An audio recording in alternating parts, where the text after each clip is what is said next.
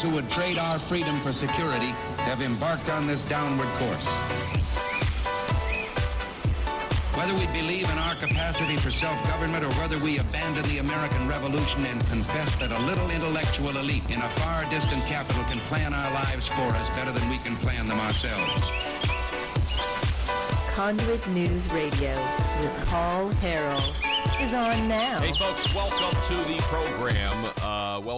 Welcome. Thank you so much for tuning in, listening to us as we're getting things kicked off online. You have found, if you're just joining us, the intersection of conservative ideas and reality, where we are building a liberty machine. And sometimes, it can be tough, but we're continuing to build a liberty machine. For those of you who want to contribute to this program, just today alone, you can call or text 870-275-9799. You can also sound off over at the Facebook page, facebook.com/Conduit News, or YouTube. Now, here's the thing, and I'm going to talk a little bit more about this later on, but I have been telling you guys to help us out by going to the YouTube channel and subscribing to us if you can, so that you receive the smaller videos from the show, which gets people involved. You know, not everybody is up at 6 o'clock in the morning, and this is one way we're trying to spread our message and, get more people listening. The more people that are listening to Conduit News, the more people that have the truth, the more people that can make informed decisions, etc., etc. There's a new adpocalypse that's going on now, where YouTube itself. I've been trying to push the YouTube channel because I don't know. I feel like Facebook is doing something fishy, and I'm not really sure what the future is there. But YouTube's just as bad, and that brings you to these what the federal government's now investigating Google for these antitrust laws. I'm not sure what has to happen, but it is undeniable, and there are people on the left that still deny this, or people in the middle that still deny that the mass censoring of conservative views across the Silicon Valley giant platforms is out of control, and it is the equivalent of burning books. We have people on the left, no surprise, they want to control everything. They can't compete with your ideas of freedom and liberty, so they want to burn books. And that's what's happening. That's what YouTube is doing. That's what Facebook has done in the past, and it's extremely worrisome. It's extremely bothering to me. And I'm not a guy that ever begs or even really considers for government intervention, but I guess everybody with standards is a hypocrite, because I don't know what the answer is, but I do know the internet is something that people depend on now. I also know that it is the public sidewalk of today. And we'll have more on that here in a minute. But this is, it's just in the news right now of what's going on. We'll tell you about that later on the program. Coming up at the bottom of this hour, I want to introduce you to Mr. Daniel Savickas, who is with FreedomWorks. He's a federal affairs manager there. We're going to talk a little bit about Mexico tariffs, what that means. Is it going to be more than just your avocados going up? And people are saying, Chipotle burritos are going to go up 5 cents. I've eaten at a Chipotle a couple times. I don't know what the big deal is. I don't even think it's very good. I don't think I'd pay what the current price is for a Chipotle burrito, let alone 5 cents more, so whatever.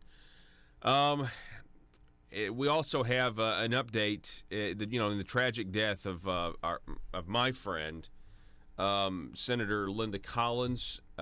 Many people, yesterday on the program was hard. It was the hardest program I've ever had to do. And people are still grieving about her death. People want to know why. People want the perpetrator or perpetrators brought to justice. And I say that because, we have no idea. There are all kinds of conspiracy theories floating around the internet immediately, and I guess that's this day and age, but we have no idea what actually happened yet, and it's going to be even harder to find out now, because yesterday there was supposed to be a press conference with more detail, and instead we get a gag order that's issued, and all the documents relating to the investigation are now going to be sealed, which actually, to me, it just adds even more intrigue and more suspicions as to what actually, what do they know? Some people speculating has an arrest already been made. I don't think that's the case, but their speculations are running wild, and I have faith in law enforcement that they're going to do their job, that they are doing it diligently, and this is a high-profile case because not only was Linda a state senator, she also was a friend and loved by so many, and by people who are very ideologically, let's just say their ideology kind of encourages vocal expression of opinions, and we want to know what happened to our friend. And for those of you who don't know, I'll just read. This is from the Arkansas Democrat-Gazette this morning, that a gag order was issued Wednesday and did confirm the death of former State Senator Linda Collins. Let's see here. Scrolling down. Actually, I have the gag order right here. Let's go to this Twitter. Let's get off of this website here. First of all, we have a guy named Aaron on Twitter. It's a bad look for a judge to shut down any information whatsoever about the murder of the ex-wife of one of his former colleagues, particularly this early into the investigation. And they're talking about Senator Linda Collins, and this is a part of the speculation. They're talking about Senator Linda Collins' ex-husband. And then we have this guy named Aaron. Arkansas FOIA law already protects active investigations. This unnecessary gag order leads to more questions and more rumors, given the high profile of the victim and her ex-husband's connections. You see, this is the thing. Speculation at this point. Everybody wants to go to what is statistically in a murder case. They want to go to the most likely scenario, statistically speaking. But that's just the. That's what most people want to do, but we really need to encourage our law enforcement. We got to get to the bottom of this. But here is the single. This is what I really wanted to get to. So this is Yusuf Radad, who wrote this piece that I referenced earlier at the Arkansas Democrat-Gazette. A single sentence asking the judge to sign off on the seal cites pre-trial publicity. So they don't want any pre-trial publicity on this case to, I guess, taint a jury pool. Is that what they're saying? If you can, I don't know if you can zoom in on that or not. I'll just read from it. This is a motion for sealing of materials and statements made during the above style investigation. Let's see. A prosecuting attorney, Henry Boyce, buying through the deputy prosecuting attorney, Joseph Grider, on behalf of the state of Arkansas, makes the motion to seal any and all affidavits, law enforcement reports, documents, recordings, statements, search warrant returns, crime lab reports, medical examiner reports, and orders involving the investigation of the death of Linda Collins. The above referenced investigation should be sealed from disclosure from the following reasons. The disclosure of certain aspects of the investigation could hamper the ability of the court to impanel a fair and impartial jury by prejudicial pretrial publicity. And, of course, it's signed, and then it's now under seal. So, I mean, we have law enforcement reports, documents, recordings, warrant returns, crime lab reports. Nothing. We're not going to get any of that stuff. Or statements from law enforcement officials is what I would like to hear more about, because we want to know what happened, and this is going to be really tough, because from what I can tell, folks, we're not going to know much for a while. That's at least my feeling at this point. We're not going to know much for a very long time. At least that's my gut feeling, and that's going to actually make, in my opinion, the grieving process that much harder for a lot of us out there. Again, most people, obviously this goes without saying, but I'm going to say, I know we all loved Linda, but her family, remember her family, pray for her family. Whatever you're feeling, their family feels it. The family feels it even more, obviously. The telephone number, 870-275-9799, if you want to contribute to the conversation. We will let you know when there are more developments in the future. Gary on Facebook, let the system work. Give them a chance to do their job. Gary, you're right. I think that is true as well. Emotions are going to be very high here. We need to be disciplined. We need to be measured. But at the same time, I'm sorry. I mean, I can't tell you how many calls yesterday because people were waiting for press conference. They were waiting for more details. I can't tell you how many calls that I got yesterday of people being like, "Why the gag order? Doesn't that fuel suspicion even more than this?" And then I heard from some saying, "Well, in this case, a high-profile murder." You're going to have people that this is a normal thing, then I heard from other people that it's not normal. I'm not an attorney. I don't know. I'm just telling you what people called and told me, and I was on the phone. It seems like forever yesterday, and like many of you as well. Again, the telephone number 870-275-9799. And I've just got a text here about. Is it possible to challenge a gag order? Is that something that's even possible? Anyway, give you more updates on this as it continues. The President of the United States, moving on, was in London and actually sat down with Piers Morgan. Now, I know what you're going to say. Piers Morgan. We know who he is. We know, remember that clip with Ben Shapiro and Piers Morgan that was on CNN? Remember that? So the reason I wanted to play this is because I wanted this to be at least an example where there are people in the mainstream media who can have a moment of self-reflection, or maybe several moments of self-reflection, and actually realize that they themselves are the problem. Now, our mainstream media, for the most part, has not done that in the wake of the 2016 election. They refuse, right? They refuse to give the president a fair shake. They refuse to accept that he won. They also refuse to accept that their bias is actually part of the reason that the people are in a frenzy. Whether it's 2016, them being lying to them about 2016, Donald Trump has no chance, or whether it's the Mueller report and for 2 years hyping up the idea that Trump is a KGB agent that also is loyal to the Saudi Arabian government. Oh, by the way, he's also a KKK racist. All of these things that are bogus, but they continue to advance this narrative.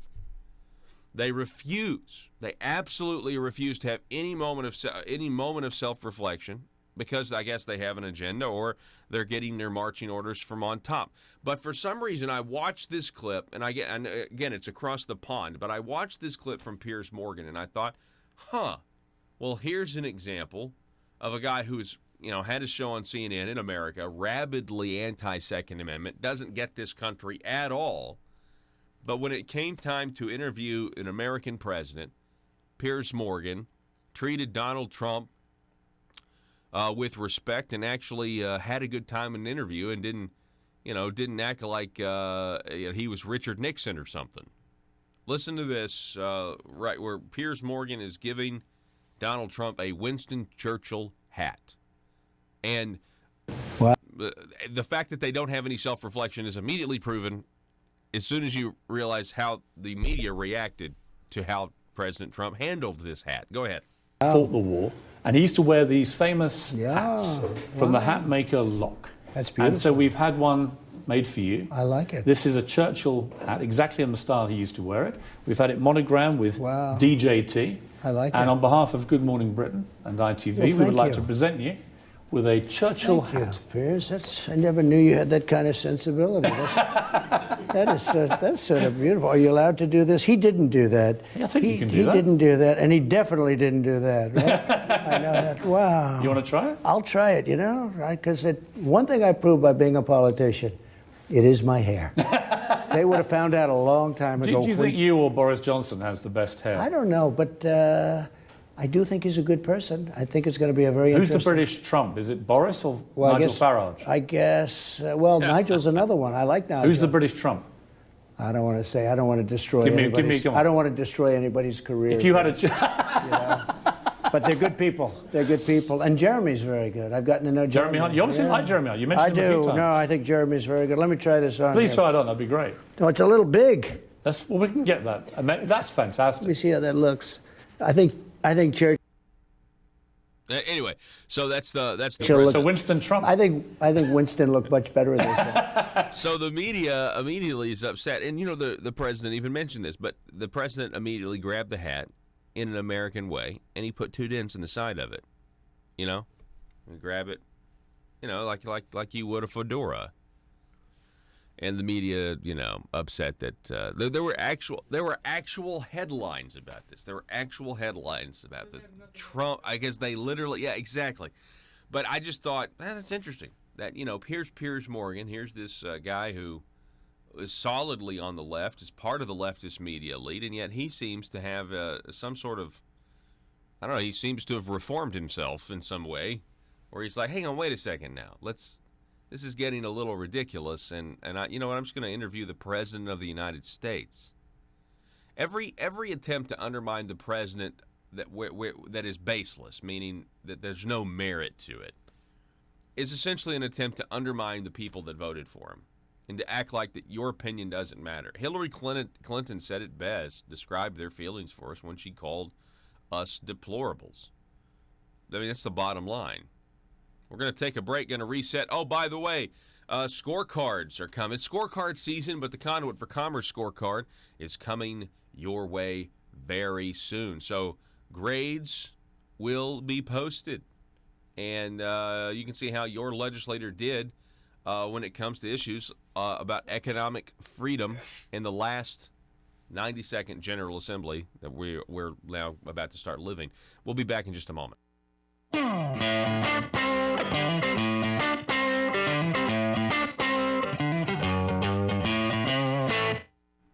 Hey, folks, welcome back to the program. We got the majority leader on the line. He is from the Arkansas House District 21, and his name is State Representative Marcus Richmond. Marcus, how are you this morning, sir? I'm doing great, Paul. How are you today? I'm doing great, sir. Thank you so much for spending some time with us this morning. We've been doing these little segments called Impressions of the Session, and I've interviewed a lot of your colleagues, and it's been good all around. And so I'm just going to give you the floor, and you kind of take it where you want to take it. State Representative Marcus Richmond, what was your impression of the session 2019? Well, I have to say, mixed. A mixed feeling towards it. I think that we did do a few things that were really good. I do believe that we raised too many taxes. That bothers me. It's always, we always overestimate just how much we're going to give people. Hey folks, it's me, Paul Harrell. I want to say hello to everybody out there who's listening. We appreciate you and your support, especially those listening on KFPW, the Marshall out of Fort Smith, 96.7 FM, 1230 AM. For all of our listeners, if you ever missed the program, you can get us online at conduitnews.com, facebook.com/conduitnews, or our YouTube channel. Just search for Conduit News and be sure to click the subscribe button and click the little bell to receive notifications. Here at Conduit News Radio, we provide you multiple ways to listen to your number one source for Arkansas news and politics. ConduitNews.com.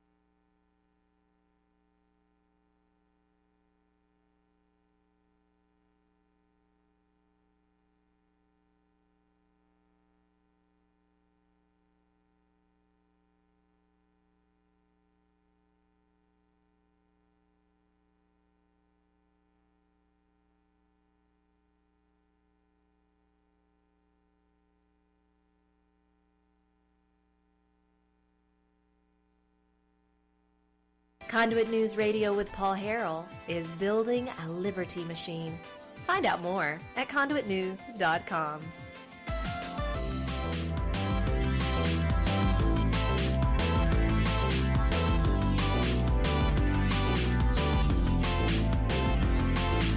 So a couple of things, and I'm just reporting what I know. One thing that I didn't cover in our opening segment, giving you an update about Senator Linda Collins and her murder, is that Max Brantley, in the wake of everyone's grief, Max Brantley of the Arkansas Times, the Arkansas blog,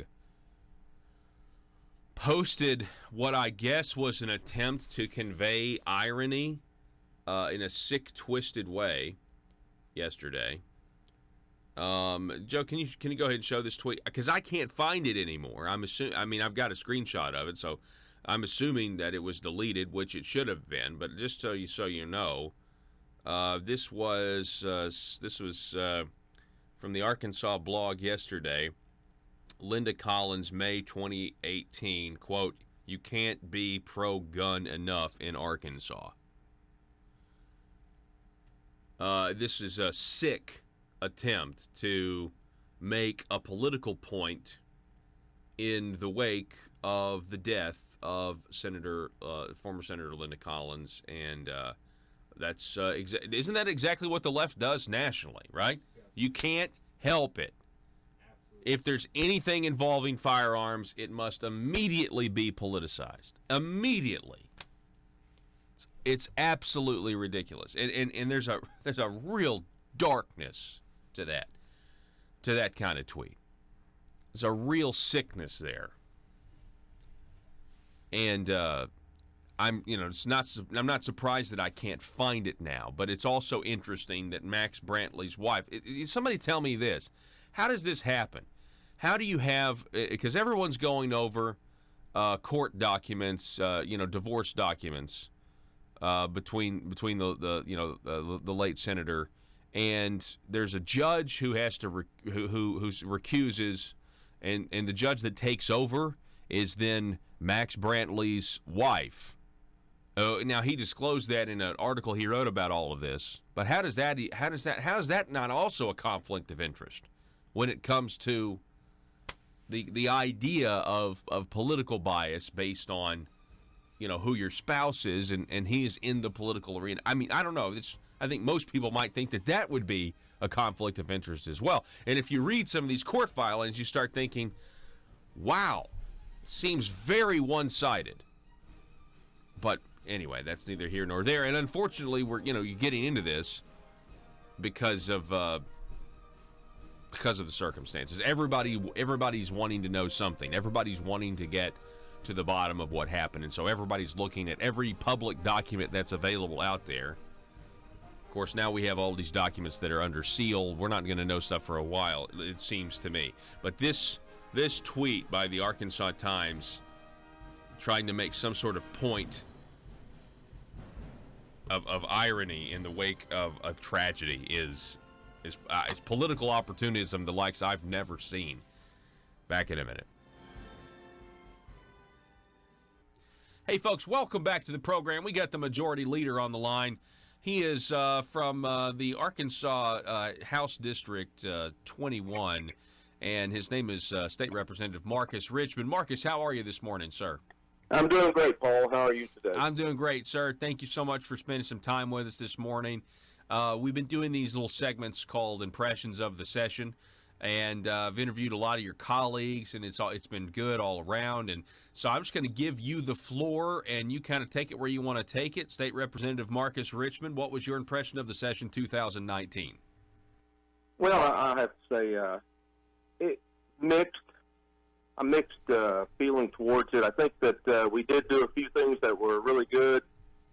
I do believe that we raised too many taxes. That bothers me. It's always, we always overestimate just how much we're going to give people in a tax break, and then we underestimate how much a tax is going to cost the folks. And so overall, I feel that when you get right down to it, there's probably, maybe not everybody, but there'll be some that there's more money coming out of their pocket than what they're getting back. Mm-hmm. Yeah. Well, hey, I mean, that I think is the worst, part of it. And I'm glad that we can, accurately assess what happened when it comes to that particular issue. I think, in the long term, some of these, tax cuts that will eventually materialize will be, will be good. I mean, who's going to say that they're not good? But yeah, more money coming out of people's pockets in the short term is certainly, not what a lot of people expected. Yeah, I know. The thing is that the hardest deal, one of the hardest things, and it's a lot harder than I ever imagined before I got down there, is actually trying to shrink government. Everything in the world is so much friction whenever you actually start trying to start government a little bit to go ahead and make those tax cuts easier or bigger, whatever you're trying to do. Whatever you do, again, everybody wants smaller government until you do something that affects their particular part of the government. And when people start howling, legislators, of course, they listen, and they get a little nervous, and so they won't go as far or do as much as what you would hope. But it's it's one of these things that you hope that at some point you can do it. The transformation thing, I hope that there'll be some savings come out of that, other than just be a big exercise of moving furniture. But we'll have to wait and see. Yeah. And it may be one of those deals where we have to go in like Representative Rick Beck with some of his legislation at some point, just trying to go ahead and squeeze the grape a little more and see what else comes out of it. Yeah, that was really good legislation by him. Bringing you your daily dose of truth. It's Conduit News Radio with Paul Harrell.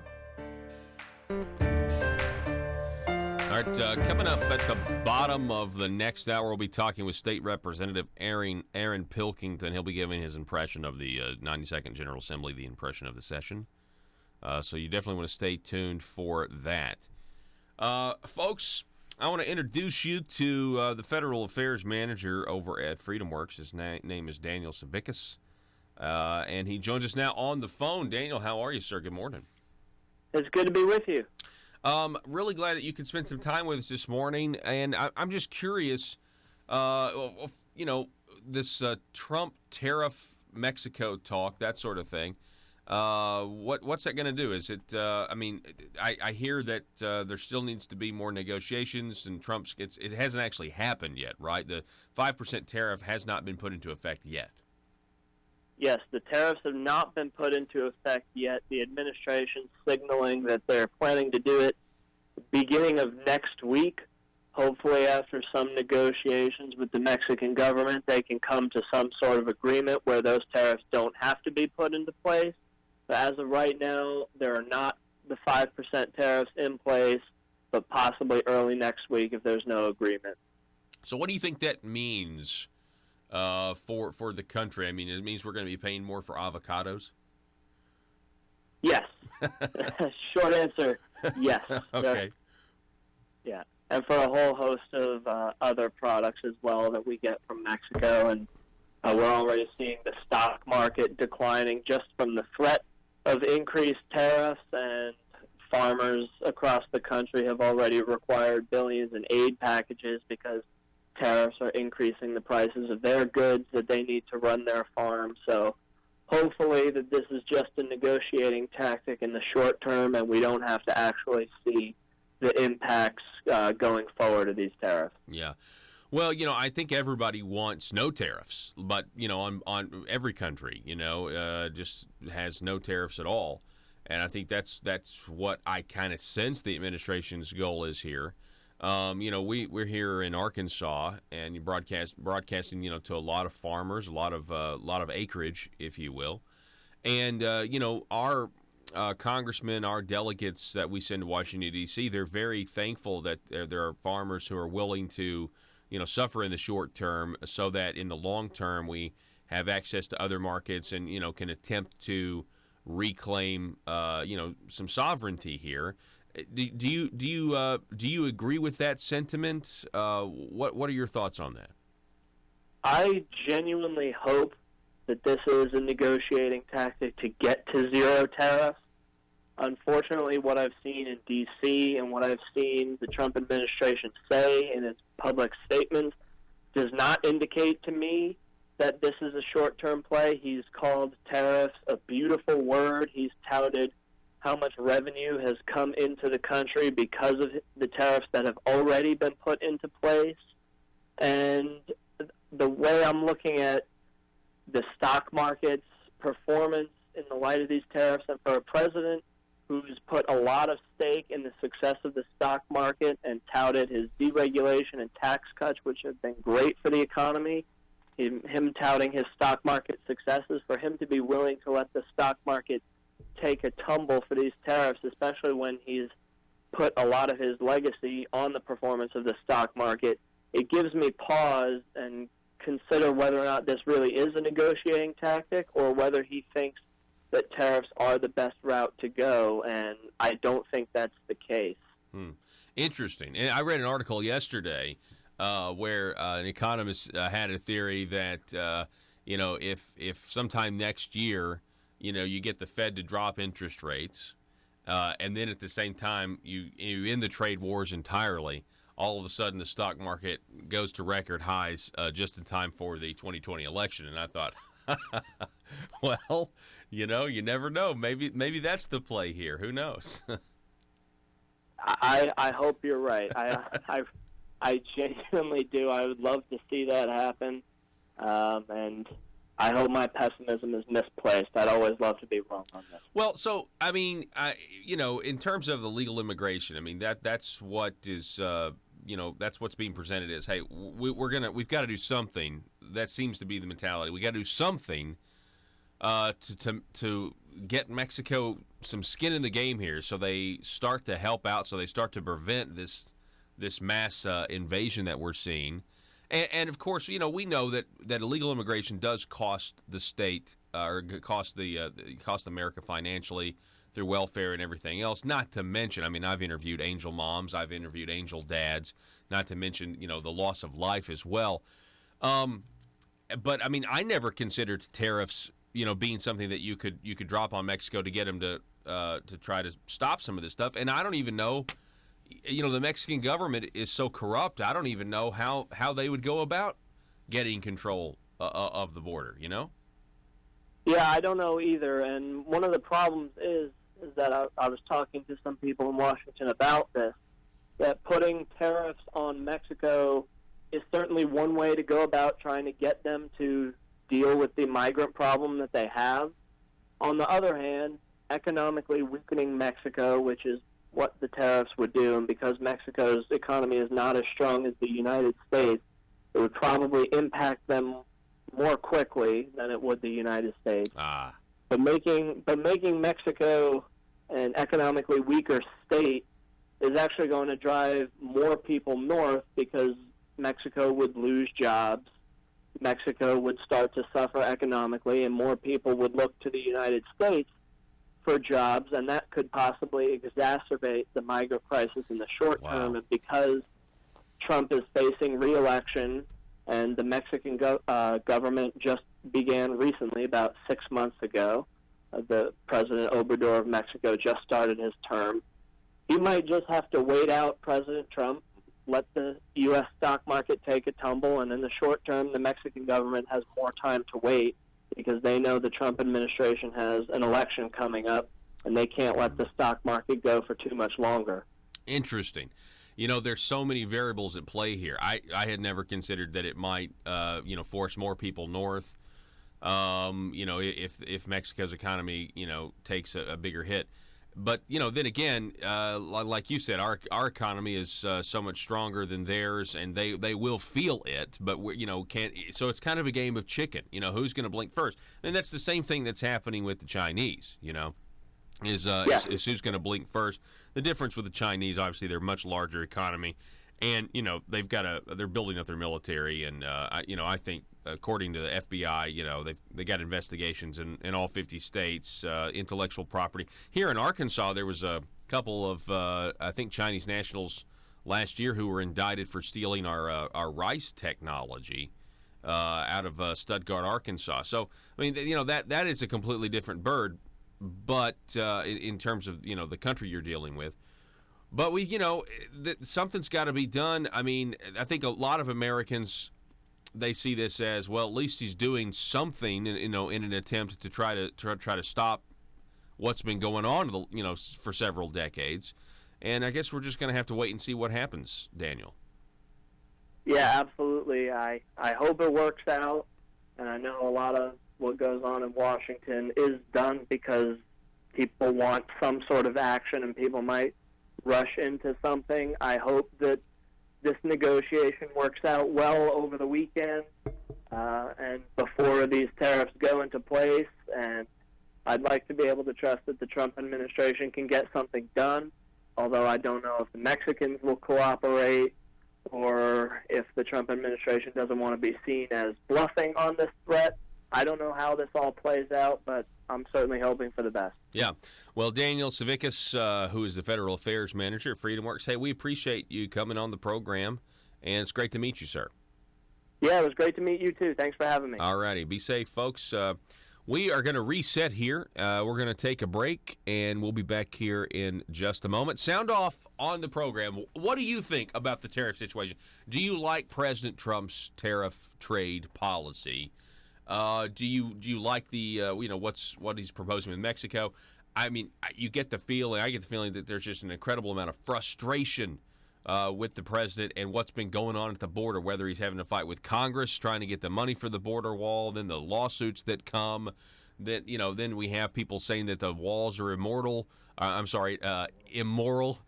This coming from people who live behind walls. Let us know what you think. Sound off, Facebook.com/Conduit News. Back in a moment. Are you a conservative-minded young person and want to let the world know about it? Are you tired of rolling your eyes as your professor regurgitates progressive, PC, neo-Marxist nonsense? Then you should interview on Conduit News Radio's Young Conservative segment and tell us about why you believe the way you do. Tell us how you came to be a conservative and what are your views on government. Now, if you're worried that your neo-Marxist professor may also be a right-wing talk radio listening masochist, then names can be changed to protect the innocent. It's the Conduit News Radio Conservative Future segment. To be interviewed, call 870-275-9799. That's 870-275-9799. If you're like me, you believe that small business is the heart of Arkansas's economic engine, and it should be viewed that way by the politicians in Little Rock. Conduit for Commerce also believes, like you and I believe, policies that achieve less regulation and lower taxation help small business in Arkansas thrive. Other policies like small, constitutionally consistent government and reducing citizen dependency on government keeps it from growing and expanding its influence on our daily lives. Conduit for Commerce works every day to educate the general public and legislators on these important priorities in the name of Arkansas small business. By the way, contributions to Conduit for Commerce are tax deductible. Log on now to conduitforcommerce.org and click on Contact Us on the right side of the page. That's conduitforcommerce.org. Go there now and learn the facts on protecting small business in Arkansas.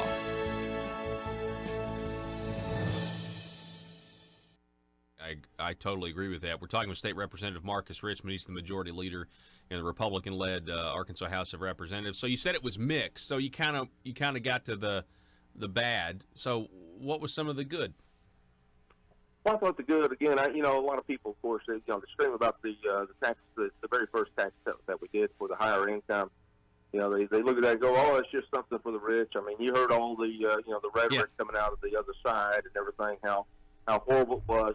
But again, they totally disregard the fact that that's going to help our small businesses, people that are S corporations, limited liability. The money that they make out of those businesses flow through them, so it puts them up in a higher tax bracket in a lot of cases.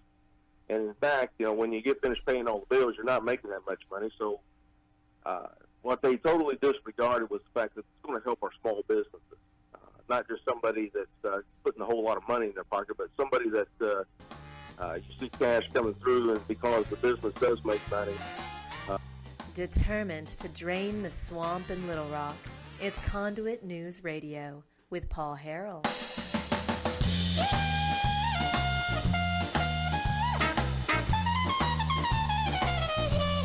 In Arkansas news, Georgia Pacific to close one Arkansas plant. This is a few days ago. It's a major part of its operations in Crossett. They're going to close this fall. The report is 550 workers will be losing their jobs. Quote, our Crossett employees have worked hard to safely and productively manage our operations there. And in recent years, we have invested significantly in our operations, Monty Brown, Georgia Pacific's senior vice president for its consumer products division, said. However, we have decided that the required investments needed for the bleached board machines, pulp mill, and wood yard to sustain the operation long-term are not economically viable. We understand the impact this decision has on our employees, families, and the community, and we will work cooperatively with the state and the community to minimize that impact. About 500 workers will remain at the company's sprawling 630-acre operations in Crossett after the closing of the bleached board facility in October. So, I thought to myself when this came in a pulp mill, and I thought, well, this is a perfect opportunity for the Chinese to come in. I mean, that's what Arkansas does, right? Now, we're in a trade war with China, so this kind of, bleeds over into our last segment. But, right, wouldn't this be a good opportunity for the Chinese to come to Arkansas? We pay them money, then they use our resources to send the profits back home. Wouldn't this be a good... But, I mean, is that even possible? Can you even ink a new deal with the Chinese, given the fact that the four other Chinese deals that Arkansas had are now on hold because of the trade war with China? Now, I personally think bringing Chinese companies in here is a terrible idea, because I think they're not private companies; they're communist subsidiaries. I mean, they're basically embassies, if you will, diplomats. It doesn't matter. I mean, the fact of the matter is, if you know what communism is, then you know there is no privacy. Right? Anybody see Chernobyl? Good grief. I finished Chernobyl last night. It's a 5-part miniseries on HBO about the meltdown at Chernobyl. And the way they paint the Soviet Union is exactly the way a totalitarian state is. I mean, at the very first episode, spoiler, first episode, right after the reactor is exploded. Of course, nobody wants to admit it's exploded. The Russian scientists, they don't want to admit it. It explode. It's exploded. I mean, people are melting. And, oh, no, it didn't explode. And the guy's telling his superiors, no, the core's still intact. Everything's fine. And this old communist in the town meeting, he stands up. And you think, oh, here's an old communist. He's gonna do something. He's gonna speak reason, because they're trying to figure out what to do. Do you know what he does? The man is so indoctrinated to the superiority of the state. He says, comrades, this is our moment. And so he says, this is our moment. That nuclear facility is named after Vladimir Lenin, and we need to remember that. And you're thinking, okay. He said, so the state, the people need the state. The state is responsible for the people. This is our moment. They cannot panic. We're going to handle this emergency. And then he builds up, and they're like, so what should we do? And this old communist, this sage of the town at Chernobyl, says, we must cut the phone lines and let no one in or out of the city. What? That's the I couldn't believe that it's got planned. And anyway, so if you know anything about communism, there is no privacy, there is no freedom. Why would we let these companies over here? It makes absolutely no sense. So, that being said, it's a terrible situation that we have this, loss of jobs here, by the way. I'm not minimizing that, but I'm using this story to talk about the Chinese because Donald Trump Jr., says that Biden is incentivized to dismiss China as a threat because his son took $1.5 billion from China. That is up at Breitbart.com. And Donald Trump Jr. tweeting, well, his son took $1.5 billion from the Chinese government, so I'm sure he's incentivized to pretend they're not a threat. Of course, no one with a brain believed it, but media won't cover it because Joe's their guy and always gets a pass despite his 50 years of failures in government. That is brutal. But it's not just Democrats who are being bought by the Chinese. There's one allegation. Do you remember Justin Amash? I've been a fan of Justin Amash. Just in terms of his voting record, I've been a fan of Justin Amash. He comes out and he says, you know what, Trump should be impeached because I've read the Mueller report. Of course, we're now finding out that, well, first of all, there's no collusion. There is no obstruction, even though they want to say there's obstruction. Now we're finding out that the portion of the obstruction report that they're, talking about obstruction, Mueller edited things. It's not the full transcript. There is exculpatory evidence that they've taken out of some of the phone calls that are supposed to lend itself to obstruction. Anyway, but Justin Amash comes out, this libertarian guy, Republican, and he says that the president, we should impeach the president. And, of course, the media darlings, the leftists, they absolutely love it. I don't know if he's done a spot on MSNBC yet, but I would expect that he would soon. But then there's Sophia Carbone.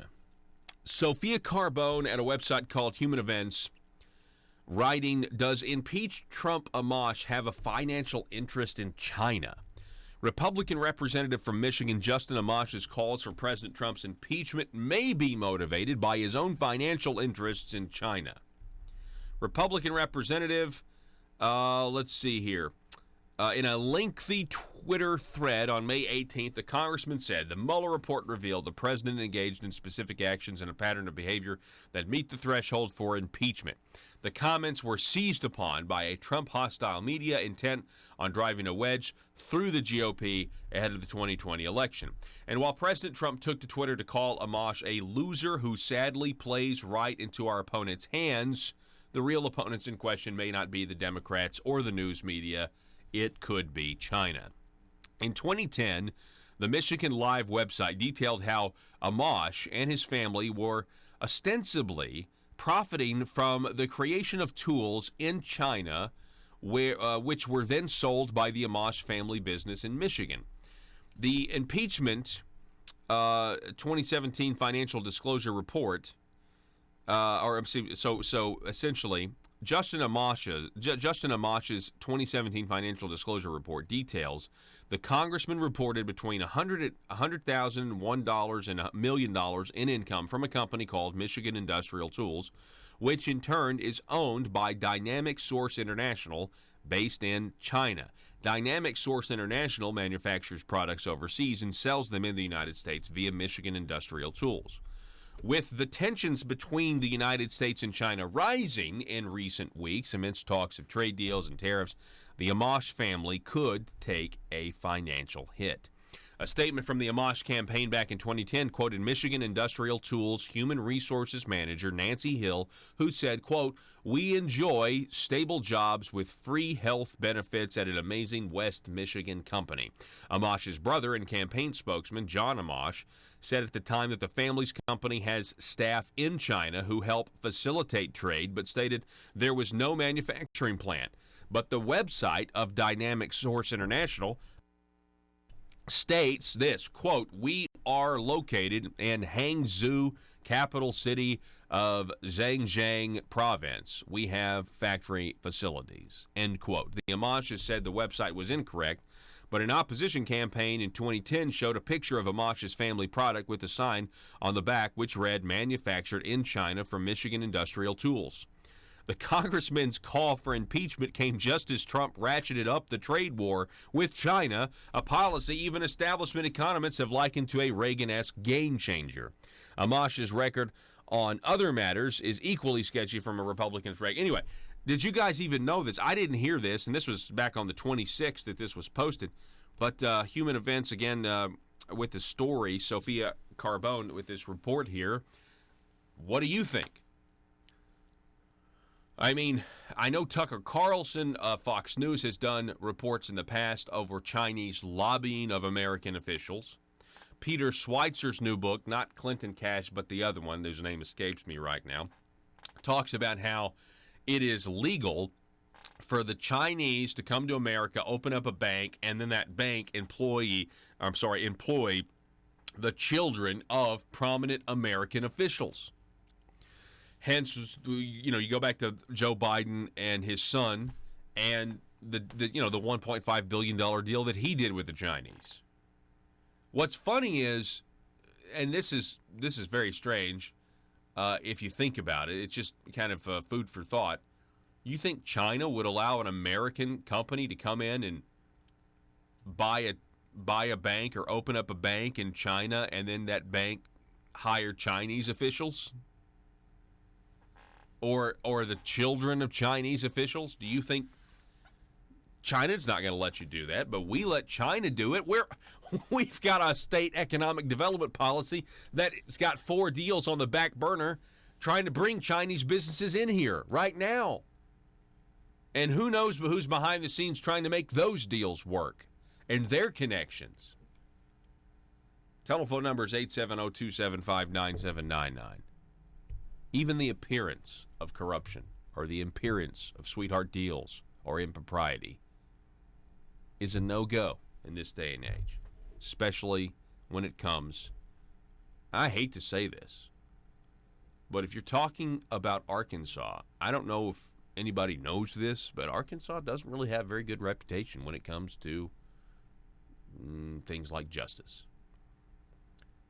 And I'll tell you why, if you want to know.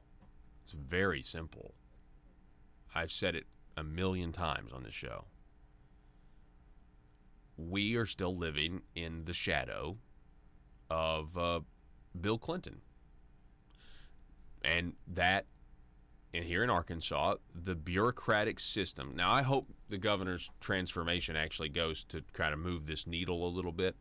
But the bureaucracies that are in place is the same bureaucratic mechanism that has been around and growing for 138 years of Democrat control. The Republicans get control, and there's not giant changes that are made, and that's the issue here, is that you've got this bureaucratic system that not the people themselves necessarily, but the institutions have shown a pattern of corruption in the past. And that's what was used to catapult the Clintons to arguably the most powerful political family on the planet. And it almost put not one but 2 Clintons in the White House, which if they'd gotten the second one, it would have been an albatross on our state's neck forever. So I'm glad Arkansas voted for Trump in that regard, and for a lot of other reasons. What is this day number 300 something, or what is it? 600 something. I can't remember. There's there are those memes out there, day number blank, Hillary Clinton isn't president. I like that. I like that a lot. But anyway, what do you think about China?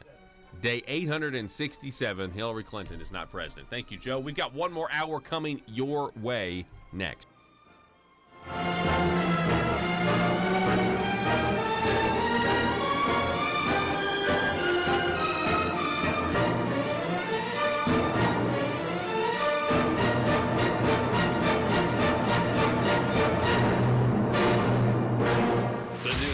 Talk of Northeast Arkansas. This is News Talk 101.3 FM and 12:30 AM KBTM Jonesboro, an EAB radio station.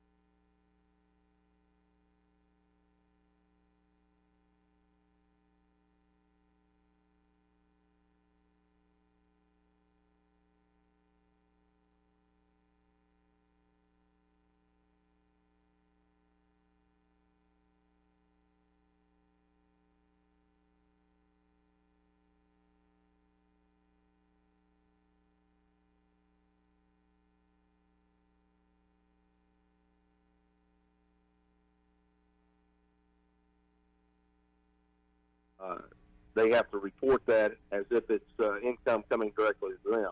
And so anything that helps small businesses, give them, especially now with the the minimum wage increases and stuff like that, those guys, it puts a lot of strain on being able to hire new people.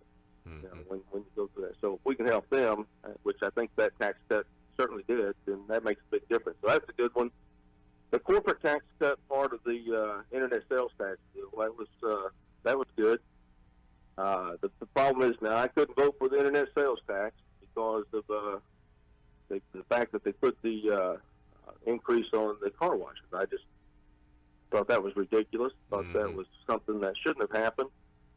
We tried very hard to just take it completely out and give remove the car washes entirely, but it wouldn't work that way. Yeah. And they kept referring back to the tax task force and all this other stuff. That was one of, that was just nonsense. That's just somebody had an issue with how things went earlier with the with some of the ads that were taken out against some of the people, and they didn't like it, in my opinion, and that's why that happened. And so I couldn't vote for that. Do you mind being more specific? I'm not familiar with this. So. No, I'm not going to. I have to work with some of these people. Okay. There may be something really important that I want one of these days. But it was on the other end of the house. It was on the south end of that northbound house that we're going on. So okay. That's it was down there. So while I really like the corporate tax cut, the internet sales tax. I knew that was going to pass at some point, and I had come to the realization and was okay to do that. Though I really wish we didn't have to. But of course, I always believe that when you say, well, it's not a new tax. Well, if you haven't been paying it, then as far as people are concerned, it is a new tax. Yeah. Well, and that goes back to the initial point. I mean, that's one of the big three bills I think that are going to end up taking more money from the people than before the session. And in the bill itself, Marcus, like you said, they had car washes in there. They had the corporate tax reform. I mean, that's kind of the sweet part about it. But then you got the internet part, and I was encouraged at the beginning of the session, like you mentioned, the income tax reduction was a straight income tax reduction over 2 years from 6.9 to 5.9. That's very easy to support. And like you said, you had the other side. And when I mean the other side, I mean it was a clear line. All the Democrats had their class warfare rhetoric, and all the Republicans were united for lower taxes, and it was black and white, cut and dry, and really good. But then you get something like, the internet sales tax, which might not have passed on its own because it didn't last time. And then you put the corporate income tax with it, which is, and so that's when you start getting, kind of a messy bill, and it becomes a lot grayer, Yeah, the one thing, like I said, I really wanted to vote for the corporate income taxes. I was, when it first come out, the corporate income tax part of it really was totally insufficient from what needed to be done, and we went to work on it. The House end of it did. Basically, the leadership down there and also on the Senate, and the leadership went to work and said it's not enough. But we kind of had to push the Senate along on that particular one to get them. They were okay initially, but it was not enough for the corporate. But we got it better. However, it's still we need to continue working on that because, if we're going to compete with the states around us, we've got to continue to work on our tax.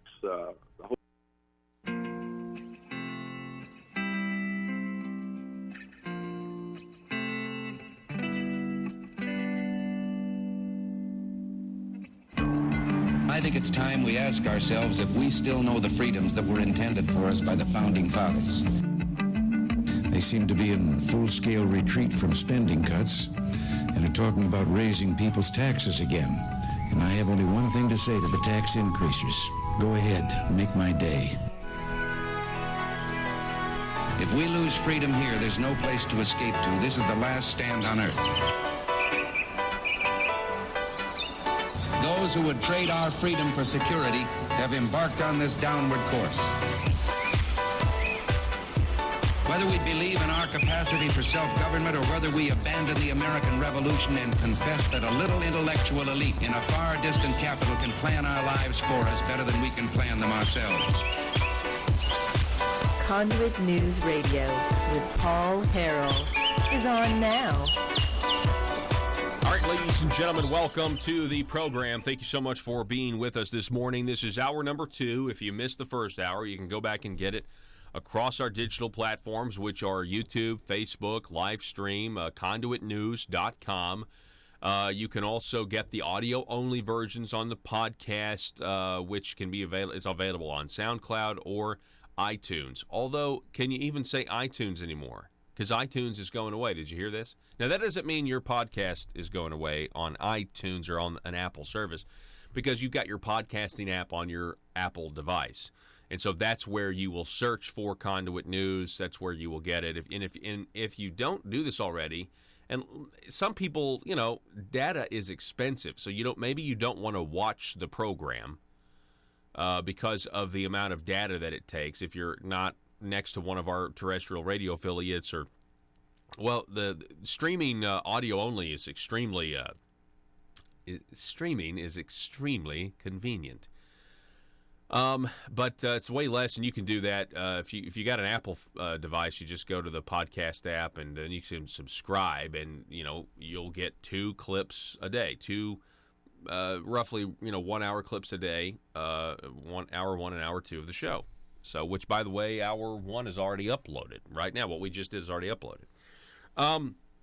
For those of you who are just joining us, you may be wondering about the late Senator Linda Collins. We talked about that at the beginning of the show.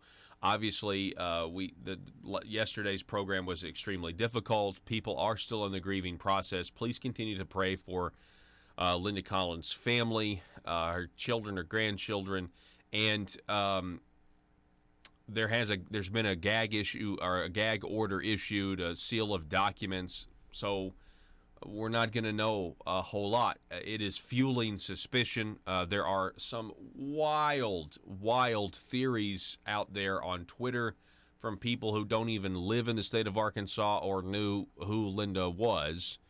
I expect that to continue the longer this goes on, honestly, from, where we don't know anything. But pray for our law enforcement. Pray for the investigators that what was done in darkness will be brought to the light. Pray for justice. Part of this grieving process that all of us are going through that, knew Linda, it does, I can't say it's going to blanketly make it easier, but I think most would agree that we want to see whoever did this brought to justice, because that is certainly part of the grieving process in a way. So just continue to pray for all parties involved, and specifically the family of former Senator Linda Collins. Let's move on here. Coming up at the bottom of the hour, we'll be talking with State Representative Aaron Pilkington. Aaron will be giving us an update on his impression of the session, the 92nd General Assembly. And also, I'd like to talk to him, get a kind of a report on how the flooding is doing down or over there in his area in the River Valley. And I know that is still an issue in light of everything that's gone on with the tragic loss of Senator Collins. It's still a huge issue with the property that's been lost and the flooding that is really displaced and ruined people's lives in a lot of ways. So we'll talk to him about that. First up, let's talk about Arkansas's election laws. Back on May 29th, the news broke that there's a political activist who is suing over the state of Arkansas's campaign finance laws, which I, for a long time, have thought that these campaign finance laws are just kind of ridiculous.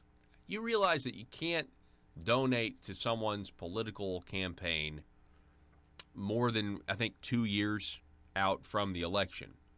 And the reasoning behind that, I guess, is because they're afraid that corruption is more likely if you were to donate more than 2 years out.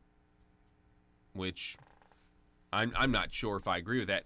If anything, well, there may be Joe says that they're a tracking issue. Maybe that's what it is. But my point is I think, if you're going to run a grassroots campaign, then you need to be able to raise money, as much of it as you want for as long as you want, I think.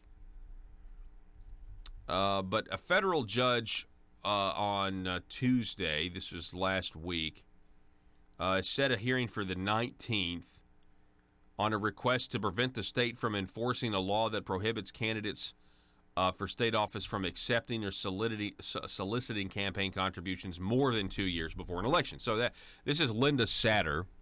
So it's called the blackout period. And there's a political activist by the name of Peggy Jones, and she wants an injunction. She basically saying that you can raise money more than 2 years out of an election if there's an injunction issued. Quote, the blackout period is unconstitutional for two important reasons.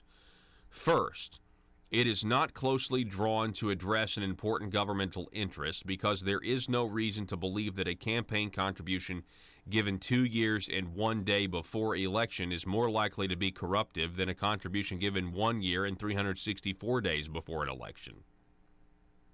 It's like now to now. It's like now it's corrupt, but now it's not. It wouldn't be corrupt. Second, the blackout period is overboard because it bars all campaign contributions, including small contributions that do not present a potential for corruption, meaning your $5 donations or whatever the case may be, from your average Joe who just wants to support somebody that they agree with. Arkansas Code 7-6-203, Section E. And that's what that's what Peggy Jones is opposing here. 1996, Arkansas voters passed it as part of a package of amendments to state campaign finance laws. Judge Billy Roy Wilson was the first judge on the case, but he recused himself Friday, according to Satter, in a text entry that didn't state a reason. The case was then assigned to Judge Moody, and again, who set a preliminary hearing for the 19th of this month. In 97, Satter writes, Wilson presided over a lawsuit that challenged 6 of the 7 amendments approved under a campaign finance measure known as Initiated Act 1, which reduced contribution limits for certain offices. As a result of the suit, each of the challenged amendments was invalidated. The 7th Amendment, which wasn't challenged then, is now the one being challenged. So you're telling me 6 of the 7 amendments. So Arkansas's election law has been found unconstitutional 6 times? Is that what I'm reading here? A lawsuit that challenged 6 of 7 amendments approved under campaign finance measure. So this would have been in 96, which reduced contribution limits. Each of the challenged amendments was invalidated. Now that's crazy. So Arkansas, so as you're telling me that this 1996 package of campaign finance laws that the people voted for, well, what essentially was just really, really poorly written, terrible idea, and completely unconstitutional. Because now they're challenging the 7th part of that 1996 Initiated Act. And if all, wow, what a legacy. I don't know, I have no idea who was responsible for that in 1996, but can you imagine if this one also gets thrown out as being unconstitutional? I mean, what? Not that it matters. There's never any consequences for really for anything, but what a complete failure. What a complete failure. Anyway, so that'll be very interesting to see what happens. Did you know that right now, under Arkansas law, if you wanted to run for office, you can't accept money or ask for money until 2 years before the election? I just think, well, what is wrong with freedom? Listen. I know. I talk a lot about corruption, especially in Arkansas, and the fact of the matter is, the ones who, it seems to me, that set the government up to put up these rules like this, those politicians that are going to do something illegal or do something that are underhanded, it seems like they always find a way to do something illegal or underhanded. It's the law-abiding citizens that, the law-abiding citizens, obviously, they play by the rules, and in a law like this, actually hurts. Especially if you are somebody who's not really well known, and you got to have money to win election. What's wrong with freedom? You know what I mean? That's like the core issue that everybody seems to be increasingly afraid of when it comes to freedom of association, freedom to donate who I want to donate to, freedom to raise money so I can run for office, run for a campaign. Why would it be a bad thing to be able to raise money more than 2 years out? And that's just in Arkansas, by the way. This doesn't happen in other places. There may be a law here or there, but that's just, it's ludicrous. And it's restrictive. And I would argue it actually is going to help incumbents. I mean, if you had to challenge an incumbent, your incumbent is going to be perfectly fine. As soon as they're 2 years out from re-election, they know the lobbyists. Those check. It's basically like, oh, okay, well, it's time to receive. They hardly even have to ask for it. It's time to receive those campaign checks because all the lobbyists know. Oh, okay, we can say they've got it budgeted. Okay, they probably go ahead and predate the check, and then they send it.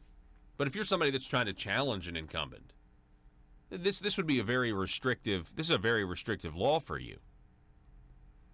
Especially if you're going to run for something that has a 4-year term, like a Senate seat, or like let's say a constitutional officer, whether it's governor, lieutenant governor, secretary of state, something like that, right? Those are 4-year terms. And not to mention, you look at some of the 4-year terms of county officials. Why would you only be able to do it for 2 years before when you're talking about a 4-year term? Anyway, just something to think about. 870-275-9799 if you would like to contribute to the conversation. Hillary Clinton, by the way, is now an aficionado on the environment. I'll tell you about that here in just a minute. She's taking a page out of Al Gore's playbook of political relevancy. How to stay relevant in a political world where you lost your bid for president.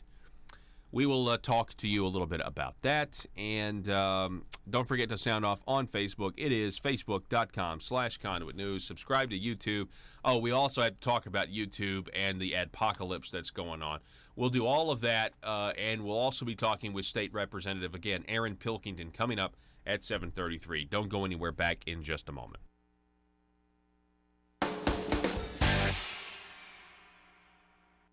Tax system within the state of Arkansas. It's we're still out there when it comes to competition and everything. We're still a little bit behind, and we need to do something about that. So one of the other things that a lot of people have mixed feelings about, but I feel pretty good about, frankly, is the bill that we passed on roads and the highway situation because of really, I've got highways. They're no longer inconvenient where I live. They're dangerous. That was the biggest issue that I heard about during the whole campaign.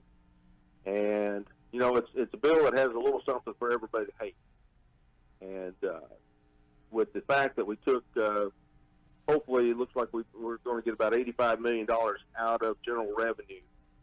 To me, that's money that they can't grow government with, and it's the first time. This has been going on for 20 years. It's the first time that we've been able to do that. Hey, folks, it's me, Paul Harrell. I want to say hello to everybody out there who's listening. We appreciate you and your support, especially those listening on KFPW, the Marshall out of Fort Smith, 96.7 FM, 1230 AM. For all of our listeners, if you ever missed the program, you can get us online at conduitnews.com, facebook.com/Conduit News, or our YouTube channel. Just search for Conduit News and be sure to click the subscribe button and click the little bell to receive notifications. Here at Conduit News Radio, we provide you multiple ways to listen to your number one source for Arkansas news and politics. ConduitNews.com. In Arkansas, every single hour there is a politician not getting what they want. For some, it's an absolute nightmare. The sleepless nights wondering if progress will ever come. Lying awake pondering how to grow government in this political climate. Asking questions like, why don't my constituents want to pay a few cents more in taxes? Everyday politicians feel abused and neglected. These politicians are starving for power. They're hungry, confused, and they don't understand why no one seems to care. Will you be a patriot and commit today to help these poor, starved for power public officials? It's simple. All you have to do is commit to stay silent and never dissent or stand in the way of your politicians' rise to power. Never speak up or get engaged to stop the growth of government. By committing to these simple steps, you will ensure the life of your politician will be filled with contentment and the respect they are desperately seeking, as well as campaign contributions from lobbyists. This message brought to you by Aristocrats Serving Arkansas. PHP Parody.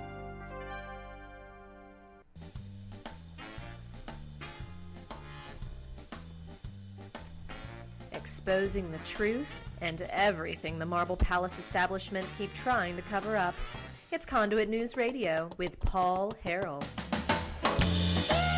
Just a quick reminder, the left is the left. They'll even be the left in Arkansas. The Arkansas blog posting then from what I can tell, deleting a tweet pointing out that Senator Linda Collins was pro-gun and said that you can't be more pro-gun in Arkansas, and using that as a symbol of sick irony, essentially poking fun at her demise by being murdered. Pretty sick stuff. It was the Arkansas blog. Max Brantley's site. I'm assuming he has control over that Twitter. It could have been anybody, but what a sick, sick thing to tweet. The left is the left is the left. It's exactly what they do nationwide. They politicize anything to get what they want politically. They can't help but see everything through a political lens of getting what they want. Speaking of political lenses, Nancy Pelosi thinks that President Trump should be in jail.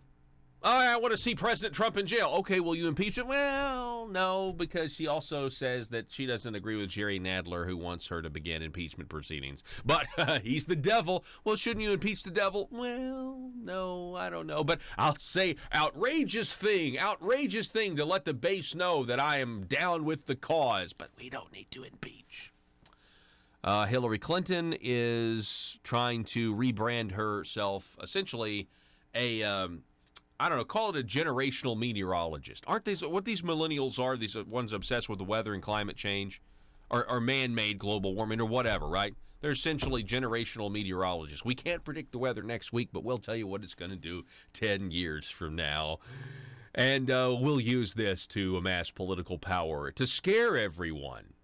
We can control the weather if we'll just drive less. I wonder if there's any millennial out there listening that has never even heard that, like that they're asking you to believe that we can control the weather.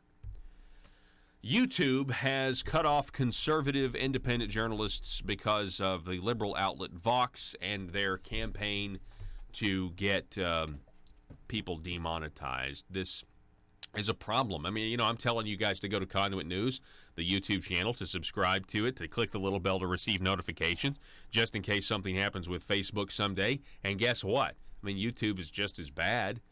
As you get big enough, YouTube is just as bad. They come after you. There is a serious problem, and you know what? They don't care. This is happening this week. This is a war. The Department of Justice, they open up an investigation into Google and antitrust, and YouTube, Google-owned YouTube, does something like this, and it's all because of political opinions they disagree with and the popularity of these independent YouTube creators. They are pushing the mainstream media. The mainstream media is losing ad revenue. The mainstream media doesn't have the views that some of these other videos have. And yet, when you search a relevant news story and topic into YouTube, what's the first thing to come up? CBS, NBC, ABC, all these talking heads talking about the controversial video that was actually made by somebody who, is sitting at 5 million views. This is because they believe the internet is out of control. They are moving to censor the internet, and they did it slowly. They did it by buying up. The internet used to be free and open, and now it's all owned by Google and Facebook. And there's nowhere to turn because people are relying on Google so much. You want to talk about a monopoly? Yeah, Google's the definition of it. I mean, practically speaking, it is the digital definition of a monopoly. It is. And I don't know what's going to be done about it, but the internet at this point is the public sidewalk where there are these public company like lemonade stands on the side. But they're able to regulate somehow which lemonade stands you see, or which protest signs you see, which picket signs you see, and which ones you don't. Can you imagine if somebody had that power? You're driving down the road, let's say the 1960s, let's say in the civil rights movement, and there was somebody that could just, let's say that there was a Martin Luther King march, and let's say that there was somehow just a powers that be that were able to just blind and make the protesters invisible to the people driving down the street. Now, would you be comfortable with that kind of power? That is the exact kind of power that Google, Facebook, and YouTube have right now, and it is very dangerous, considering that, political debate is how we get to a consensus on issues which lead to votes, which lead to how we govern ourselves through policy. Very, very dangerous what YouTube is doing. And it is also no surprise that in the wake of all this, House Democrats, when you go before a House committee to testify, they now are trying to remove the phrase, "So help me God." Quote, "I think God belongs in religious institutions." This is from Paul Boyce, "The Democrats have continued their mission to root God out from the public square in the name of secularism by removing 'So help me God' from the U.S. House of Representatives oath witnesses must take when testifying before several of the congressional committees, all of which are currently under Democratic control. According to LifeSite News, the changes to the oaths have been slowly implemented ever since House Democrats announced the new policy in January. In January, a draft of rules package from the National Resource Committee was leaked to the public showing "So help me God" marked for deletion replaced with the phrase "under penalty of law." Even Snopes admitted at the time that Democrats indeed had tried to take God out of the oaths. Chairman Raul Grijavla, or whatever, Democrat from Arizona, claimed the removal of God from the oaths was a simple mistake. Despite that, the Democrats eventually went on to push God out of the oaths, which One American News pointed out in March when Representative Steve Cohen, chair of the House Judiciary Committee Subcommittee on the Constitution, Civil Rights, and Civil Liberties, specifically omitted "So help me God" when swearing witnesses in at a hearing. When Representative Mike Johnson tried to correct the oath, Cohen publicly rebuked him. This, ladies and gentlemen, is the party that in 2012 attempted to vote 3 times, denied God in their platform in their own party. And here we are, back in a moment. Tax system within the state of Arkansas. It's we're still out there when it comes to competition and everything. We're still a little bit behind, and we need to do something about that. So one of the other things that a lot of people have mixed feelings about, but I feel pretty good about, frankly, is the bill that we passed on roads and the highway situation, because of really I've got highways. They're no longer inconvenient where I live. They're dangerous. That was the biggest issue that I heard about during the whole campaign. And it's a bill that has a little something for everybody to hate. And with the fact that we took hopefully it looks like we're going to get about $85 million out of general revenue. To me, that's money that they can't grow government with, and it's the first time. This has been going on for 20 years. It's the first time that we've been able to do that. And maybe it shows, at least finally, after all of the battles. Because every time I've been down there, roads have come up. We've tried to come up with this solution, that solution. Some of them have been good. A lot of them have been bad. But when you're down there, you find out what's not going to work, what will not pass, what will get so much resistance that it'll simply die. And this one wasn't. And it was an opportunity to take some money and show another way to work on highways other than just raising their darn tax every time you get. Now, bad part of that is, the half-cent sales tax. That was promised that that was going to die at some point. Of course, you and I both been around long enough. It doesn't seem like a tax ever dies. Yeah. It always gets somebody breathing new life in it, and it continues to go. So, first of all, I wish that we'd have kicked that back 2 years instead of doing it now. We had time. But it comes to the floor, it passed, and the people will decide. But, again, I've talked about that before. Why didn't we decide? Let's go ahead and take responsibility, because we are responsible if that passes. The people vote for it and continue it and make it a permanent thing, then, ultimately we were the ones that were responsible. Yeah, that's true. But, and it's an easy thing to say that, the people decided on that. Well, okay, if you want to say that, but that tax increase, we decide. Yeah. If that's going to happen or not.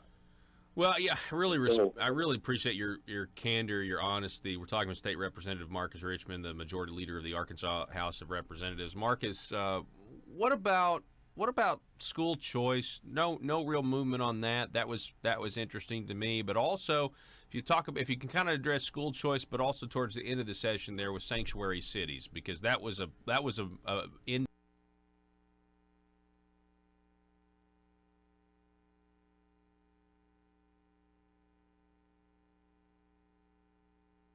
Conduit News Radio with Paul Harrell.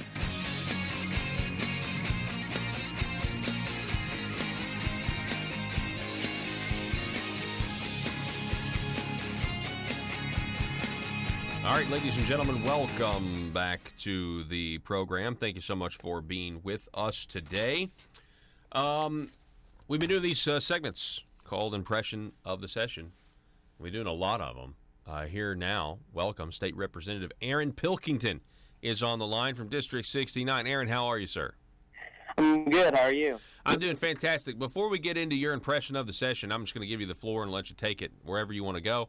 But can you tell us about how your community's doing? Are you guys staying dry? How's the flooding in your area?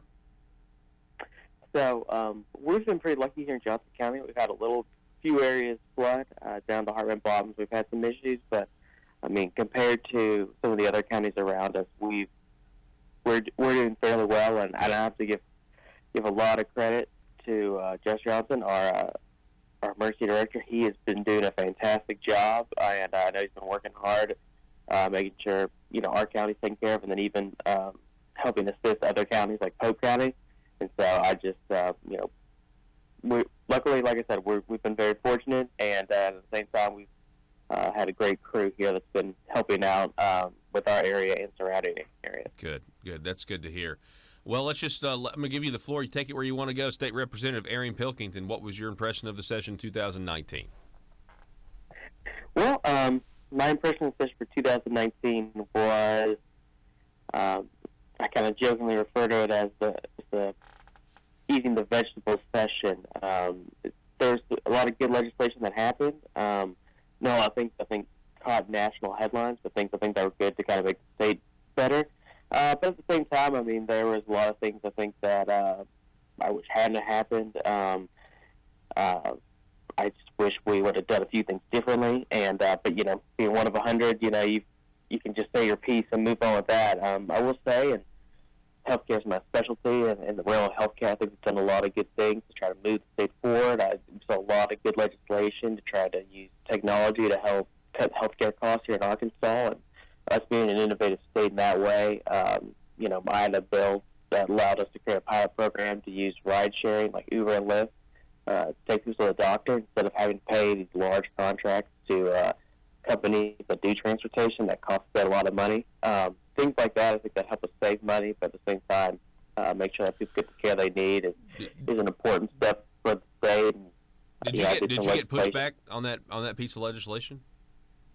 In the beginning, we did. We got some pushback, but eventually we were able to kind of overcome it because the way that we worked with a few of the other current companies, we just said, this isn't. We just wanted to make sure like there's no. Let's just add the tool to the toolbox, kind of as we said. So I mean, hopefully, our Medicaid program will realize this is a cheaper option, and then exclusively go with that in areas where they can go with it. But just not completely eliminating those right now was a way to kind of ease into that reform. But I mean, of course, there's always pushback. Anytime anyone has a contract with a government agency, I mean, they're not going to let that slip away from them that easily. Yeah. This was also a big session for you. I mean, it's personal, but you got married this session, didn't you? I did, yes. Congratulations. I was the crazy guy thank you. I was the crazy guy who got married during the middle of session. So that was pretty interesting, but it was great. Representative Justin Boyd and Representative Austin McCollum, they actually spoke in my wedding and read from the Bible at it. So that was really an awesome time to have some of my good colleagues there to celebrate that day with me. And it was great. But my wife she's amazing and a good conservative. She worked for Fox Business before moving down here to Arkansas, and so went to Hillsdale. And nice. So she's a true believer. Well, so and I want to remind everybody that because I asked you about this, I was like, I saw you the next week. I was like, hey, what are you doing here? And you were like, well, we're not. We postponed the honeymoon until the session's over. So I will want everybody to know you didn't get married and then gallivant off somewhere. You put your honeymoon on hold, and so that's the price of public service, I guess. Yeah, that's true. I told make sure a lot of people knew that I got married on a Saturday, so I flew up there Thursday night, and then got married, and then we were back in my seat the next week. And then, like I said, we decided to postpone our honeymoon, and luckily my wife was fine with that. She understood. I mean, she understands, that this is public service, and that this is just kind of a sacrifice you have to make. And, but, I got elected to do a job for the people, and I think me missing a week or two to go gallivant around somewhere else wouldn't be a good way to show my voters, how much respect they gave me the opportunity to be down there. Well, we're talking with State Representative Aaron Pilkington, and I want to talk about some of your no votes on tax increases. SB 336, you voted no to provide additional revenue for the maintenance and repair of highways. This was a $95 million revenue increase that starts collection in October, going to cost people 3 cents more at the pump, 6 cents for diesel. And then a no vote to continue the levy of the 0.5% sales tax, which is going to be a massive tax increase if the voters vote for it. So what was your reasoning, Aaron, for voting against these bills to raise revenue from the people? And how did you stand up to some of their arguments? Because I know there was a big push to get Republicans to support it. Yeah. These were they really pushed hard, and these were some votes that were really difficult to make. I know, trucking being one of the large industries here in the state, I know that they really supported this. And, when you've got someone that uses the roads like this and realize that they're going to have to pay more too, saying that they want this, that's a compelling argument. But, ultimately thinking about what was best for my constituents. And, we're a low-income area. When I thought that this was going to be a lot of increases on how much that they're having to pay, and especially, too, when you're low income, a 3% increase in how much taxes really adds up, especially when you have such low disposable income. So those were kind of the reasons why I felt like it wasn't prudent for me to do it. And additionally, we had, I think Julie Mayberry was the one who had another plan to help with the raising funds in a different way that would have been more financially prudent. Yeah. And, we weren't able to hear that plan on the House floor, which was a shame. And so I think just, giving the House the ability to figure out which plan we, wanted and kind of letting them lay it out there what they think is going to work the best would have been the better way to do it. And so I think that would have just been probably more fiscally conservative way to do it. And I'd say too, it's always hard when you're voting against something like roads, which everyone uses, and everyone generally is pretty popular with using tax money to spend on that. But the reality is I just felt that we had spent a lot of money given to the highway department, and then have not been able to see the return on investment that we wanted to see. I mean, a few weeks even before the vote, I remember reading an article that the highway department had given $1 million to the U of A for an engineering building. And, as someone who's watching the people's checkbook, I'm thinking, why are you giving $1 million to another government organization that already gets millions of dollars from the state already? Yeah. And so things like that just, they don't make me feel good about giving a blank check to an organization and just saying, here, tax the people some more and do what you say you're going to do without a lot of, I think, restraints on what they can do. And then, too, just a very solid evaluation of what exactly do you need. And so that's kind of how I got to my no vote and why I felt like I just didn't feel that at the time it was a prudent decision to make. So. Well, I think that's a really good explanation. And while we're on the tax situation, you also voted for the $95 million tax cut, which was a standalone bill moving us from 6.9% to 5.9% over the next couple of years. That was a good bill. That was early in the session, really good sign of unity. But then you did have these other bills. You voted against them, but they did pass. And so it's more money coming out of people's pockets. So I'm curious, Aaron, as to your opinion on when it's all said and done, do you think that when it's all said and done, this is going to be a net tax increase on the people after the session as opposed to before the session? Well, hopefully it's been a net decrease, and I haven't seen the latest numbers from DFNA yet, because there's always the projection, and then there's the reality of what happened, and so that's kind of what I'm more interested to see is the reality of those numbers come in. I hope ultimately that larger tax that we gave them in the beginning of the session will show that ultimately there's a decrease in collections. Same with the reduction in the corporate taxes that was passed as well. But it's just one of those things we'll have to see. And, and of course, you can't measure just on collections. You need to understand how the population changes. If we get more people coming into the state and so our collections go up, great. Correct. But I think by that same notion, though, if anything, that means that gives us an opportunity to cut taxes even more. There was a bill by, I believe it was Representative Ladyman, to do a study about reducing sales tax. We want a high sales tax. And say, task force to see more cuts we can do. But, in my opinion, I think we should have done that instead to look at reducing income tax. We're sandwiched in between Tennessee and Texas, which don't have state income taxes. And I can't tell you how many times I've talked to people who have said, I'm thinking about moving to this state because I don't have to pay income tax. Or they say, I've got a job that lets me work remote. I love living in Arkansas because my family's here, but I can go move to Dallas or I can go move to Nashville, not pay state income tax, and live in, a larger city. And so, it's something that we realize if we want to compete in our own region, not even, we're not even talking about trying to compete with New York and California here to try to get talent. We're trying to compete with talent next door. We've got to be way more aggressive in how competitive we are. And so, sorry, I went off on a tangent. No. I agree with you, and I hope we would take every opportunity to reduce taxes more. We talked to a lot of your colleagues, and many of your colleagues have said on the program in their impression, they've said that taxes it does look like it will be a net tax increase based on those DFNA numbers. But what I've also been asking them, Aaron, is were you upset at all that there didn't seem to be much of a discussion on spending cuts, finding the savings elsewhere? and I've used this as an analogy, like what, or an example. What if, they said, hey, okay, we want to raise your gas tax because we need some money from you, but we need $95 million, but we found 50 in savings, so we're not going to ask you. You know what I'm saying? But there just didn't seem to even be that discussion that was had this session.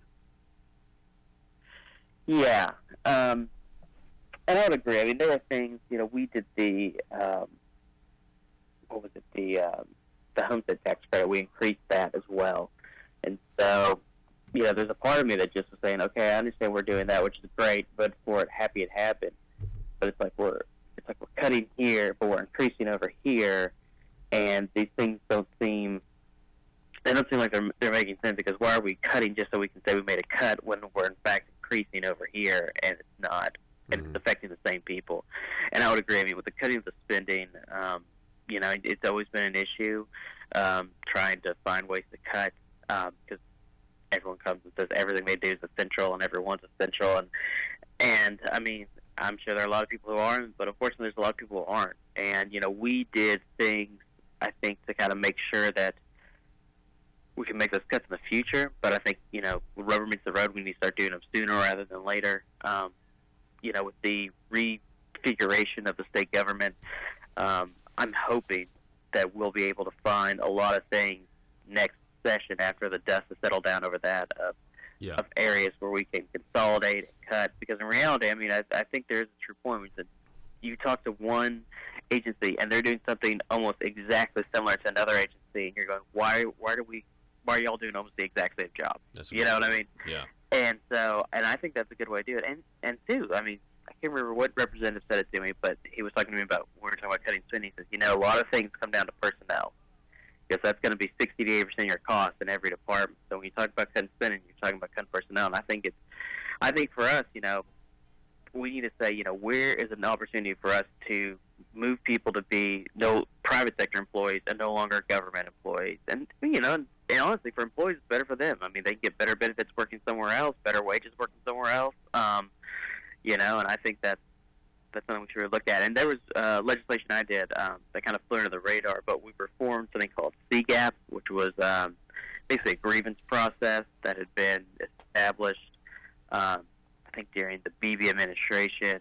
And unfortunately, it was a huge waste of money for the state to do it, because you had these meetings where, someone could put a grievance against a superior or against a coworker.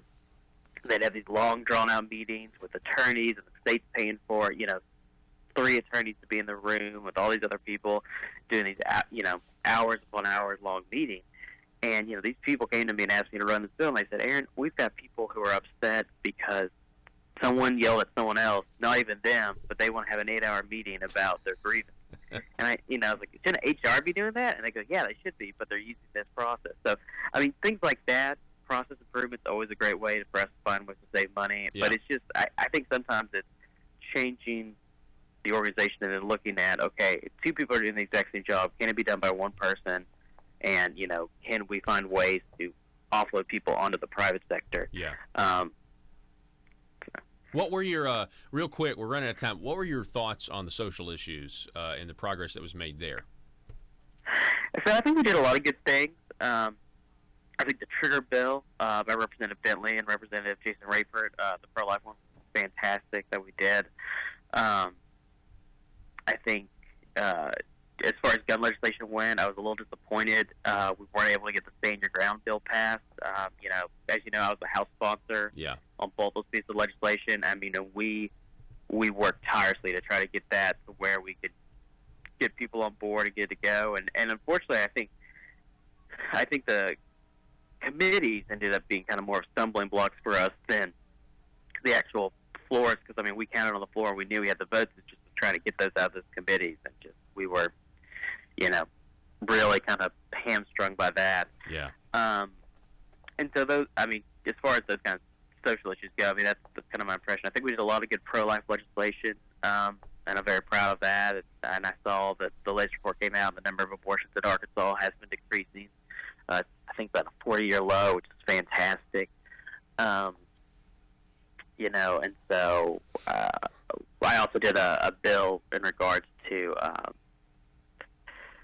female breast milk, which was kind of an odd one to do, but we have the highest infant mortality rate, and that was aimed at kind of trying to reduce the infant mortality rate here in Arkansas. And so, this helps us set up rules so that a nonprofit can come in here and help the state out. So, I was in the room. Our local hospitals. I remember that. Yeah. And to be clear, it didn't regulate like mother to mother, like voluntary exchanges. If with breast milk. So. Correct. No, it didn't add any new regulation onto any existing things. So if you're wanting to give to someone else, or I know some people do it on Facebook, they offer it to other people in their community. All that stuff's still fine. This just helps kind of establish for us when to set one up in the state, because our nonprofit wanted to come and set one up in the state because first we don't, and what a lot of people don't know is we have to import it from Texas. So we have hospitals around here, that are, a lot of them are small and rely on state funding. And they're paying hundreds of thousands of dollars to bring that in. So, and we've got a NICU that we run at UAMS that, the state pays for as well. And they say they're constantly running low, and it's a constant worry about them. So, I think us just, being able to do it here in Arkansas is a way to help us save money. So, yeah. Well, State Representative Aaron Pilkington, I really appreciate you coming on, giving us your opinion and the impression of the session. And, last question. You did hear about the terrible murder of former Senator Linda Collins. I just give you a chance to respond to that when you heard the news. Yeah, I mean, I was devastated. It's weird. I mean, I knew Linda Collins really well. We served 2017 session was the first time I served with her and stuff, and I remember she gave this really great speech to a bunch of college and young Republicans who were down at the Capitol one day, and we were addressing the crowd together. And just she showed she had a lot of passion and courage, and it was really nice to see that. And I always kind of really respected her for always sticking to her guns, and I mean, honestly, just it's quite a shock. I mean, to just have this happen to her. And I mean, I seriously still think I'm in shock about the whole thing. My phone blew up, and everyone kind of in the whole Arkansas political family, just could not believe it. So, State Representative Aaron Pilkington, sir, appreciate you coming on, and be safe, and we'll do it again sometime. All right, sounds good. Thanks, Paul. All righty. Yes, sir. Folks, we're going to take a break. We'll be back here in just a moment.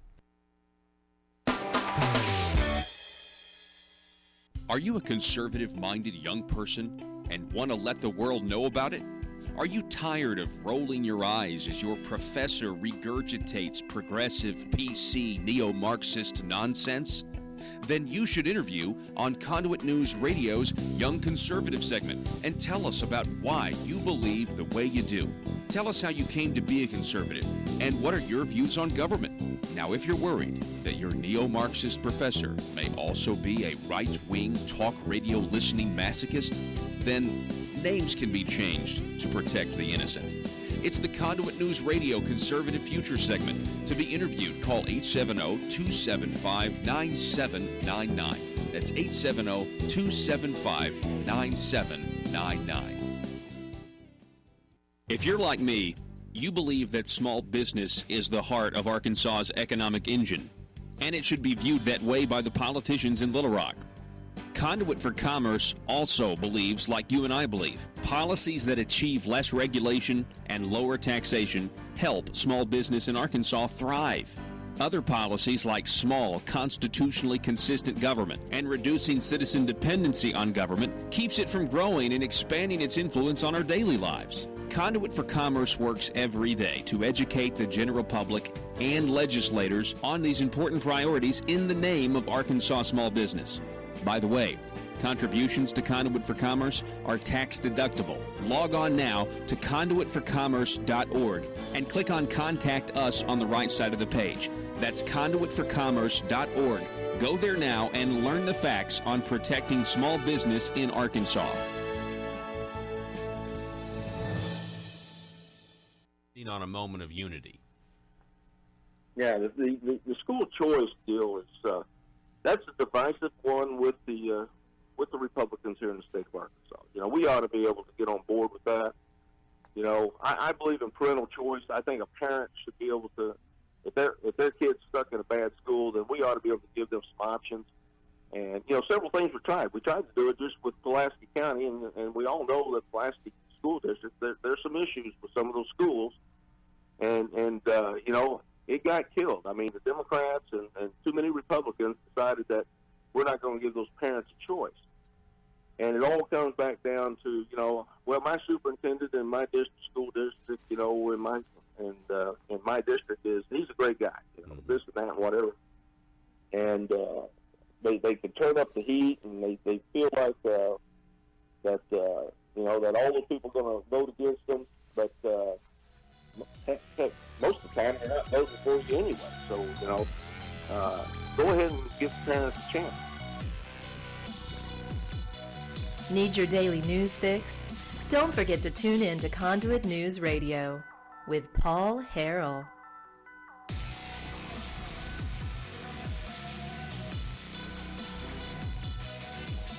Thank you guys for listening to the program today. We really appreciate it. It's time for your meme of the day, which we'll be posting up at Conduit News Twitter and Facebook page. This is a good one. It's kind of a new meme format. You could reuse this. You could reuse this particular format many times. It's a guy walking up a set of stairs but skipping like a whole bunch of them. Like ignoring the rest of the stairs, and just so he's skipping 1, 2, 3. He's skipping 3 stairs and putting his foot way up, 3 above. And so the guy doing this is labeled as a feminist. And stair 1 that he's skipping is Iran. Stair 2 he's skipping is labeled as Iraq. Stair 3 he's skipping is labeled as Afghanistan. And his foot is actually landing on Alabama. That's right. So feminists being massively hypocritical here by ignoring the anti-women leanings, the atrocities of, and you could put this, gay rights activist. You could do that you could do the same thing with gay rights activists.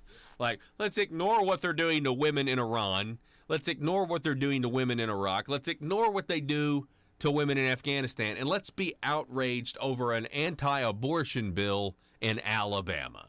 Congratulations, feminists. You guys are all hypocrites. Because the radical left in this country, that includes feminists, they see radical Islam as an ally for now. And radical Islam sees you as an ally for now, because you just want to lump, because of the victim, because feminists are a victim, and quote, Islamophobia is something that is being forced onto innocent Muslims across the country, and so that's why they ignore Iran, Iraq, and Afghanistan, which it really doesn't make any sense, but it does if you're a leftist, where you are you don't really care about principle, you just care about the ends justifying the means. Where you're trying to get to is going to justify all of your intellectual inconsistencies and hypocrisies are justified because you believe you're morally superior to everybody else. And that's the problem with the left in this country when they engage with people on the right now. They believe they're morally superior. They enter the argument believing they are morally superior than the person they're arguing with. And that's why when the conservative has them beat ideologically, or has them beat intellectually, they burn Berkeley down because they throw a little temper tantrum because they think, no, I have to be right, and it is really an act of self-worship. Come on, you know that's true. We will see you tomorrow. Arkansas, be safe.